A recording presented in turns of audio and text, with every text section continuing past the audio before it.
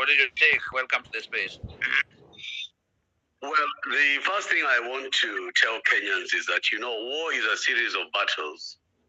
And if you are in a war, you must understand that you will win some battles, you will lose some battles. Some of them will be neutral, some of them will be devastating, some of them will have to be repeated. If you look at the history of war, particularly the Second World War, people will argue which were the most important battles.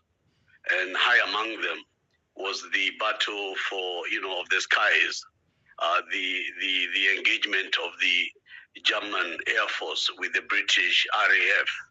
Winston Churchill was to say later that never in the history of mankind has so much been owed by so many to so few, because of the gallantry and the bravery of the English pilots that were able to down the German planes. And Hitler, from that moment on, made a decision that he could not conquer England from the sky. And that began to affect his strategies, including opening the second front to attack Russia and Moscow. But also, Hillary, we are reaching a point of reckoning where everybody is actually being held to task, including the Gen Z movement. Over ambition, there's a Chinese saying that talks about ambition, that ambition without knowledge is like a ship on land. And sometimes, if you are over ambitious in your strategies, you lose the war because you lose battles that you should have won. And right now, sometimes in this revolution, there is a lot of infighting as well as there is advancements. Who owns these victories? Who owns the title? Is it a Gen Z revolution, or is it a Kenyan revolution? Is it being led by this group or that group, or is it an anti-Ruto coalition that is fighting for change? Machiavelli, in his book The Prince, talked about that to win, a prince must have skill and have fortune.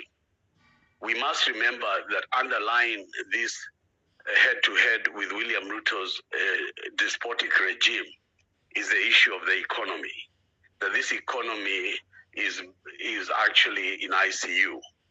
That the tax regimes that he was proposing are because 7 out of 10 shillings goes to the payment of debt, and the other 3 will not be able to sustain the economy.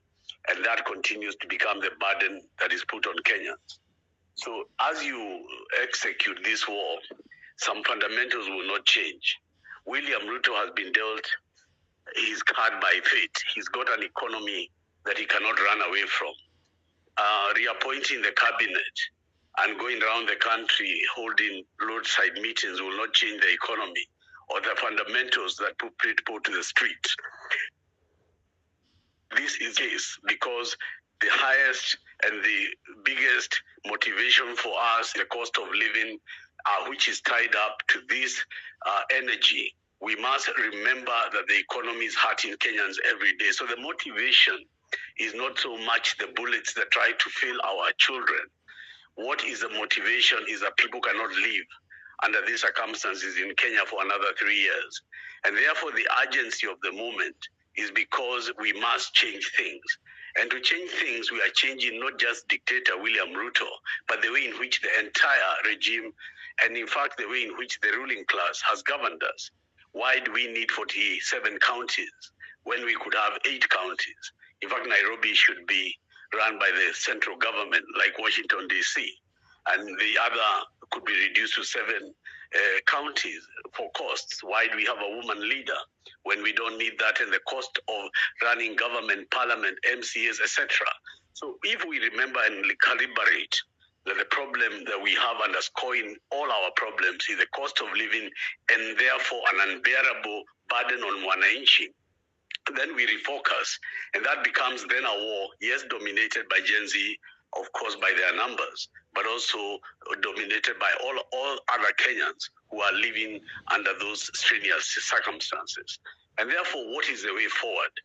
Revolutions that are fought against the economy are many, from Mahatma Gandhi to the French Revolution, and the American, Declaration of Independence against King Edward of England, when they said that no more taxes can go to England without representation. And therefore, if you look at where Kenya has reached now, it has reached a point where the ruling class have decided to consolidate with the dictator. But I want to remind this country that Africa has had worse dictators. I remember Dr. Idi Amin Field Marshal. I mean, that man was as brutal. It makes Zakayo look like a priest. I mean, he was hounded out of Uganda. He was a military general of self-description. He used to call himself a field marshal. He used to kill and maim Ugandans, at will. But they were able to overcome him. Samuel Doe, Kamusu Banda, Emperor Bokassa. Here in Sudan, you had the changes that came that people could not even believe a military general could be deposed in Sudan, which was, a functioning military state dictatorship. So there is no doubt that we can triumph against Zakayo using the economy as the backbone of this revolution and this struggle. But where we must go is to be able to allow these younger guys who are very vocal to also understand that is wisdom in age and experience. That some of us from the 90s have been through this kind of process when the Forum of Restoration of Democracy was founded by Jaramogi Oginga Odinga, Kenneth Matiba, and at that time, the former Mayor Rubia and others who were able to come together, Wamalwa Kijana and various other people from all over the country, Baramarawis from the coast. And those struggles in the 90s can be mirrored to the struggles today. Those guys were then the young Turks. And the issue was that at that point, we were looking for democratic and multi-party government. Now we are looking for economic emancipation.